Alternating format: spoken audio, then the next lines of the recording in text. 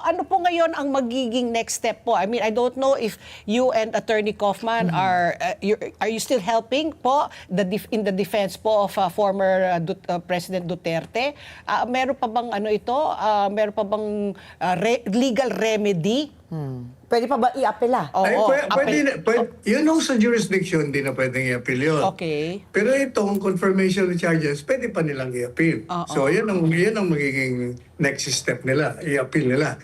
Pero, andun ako dyan, tuloy-tuloy na rin. Tuloy-tuloy na Magta-trial yan, sigurado. Kasi, sabi ko nga ako they have already prejudged the case.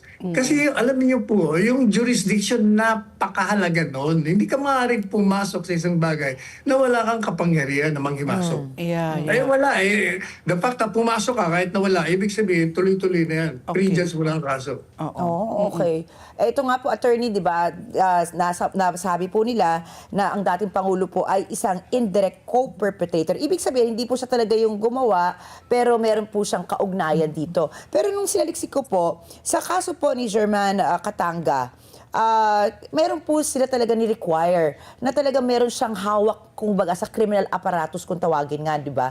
Nasaan level po ng ganitong pagpapatunay yung kaso naman po ng ating former president?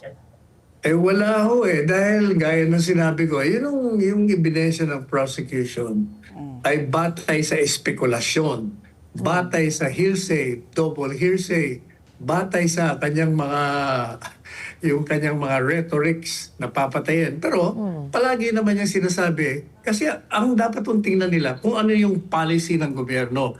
Ang policy ni Presidente Duterte, nung una siyang magsalita sa SONA, State of the Nation Address, napakaliwanag naman ho eh. Sabi niya, kayo mga police, susuportahan ko kayo, basta in line of your duty.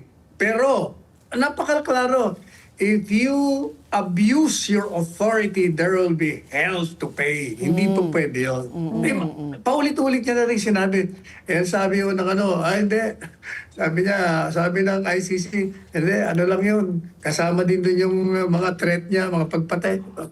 Kita niyo yan. Threat lang yun eh. Nagbabanta ka lang, tinatakot mo lang.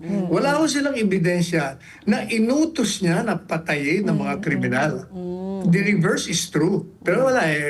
Sabi ko na, foregone conclusion na nga eh. Pre-negligence na nila.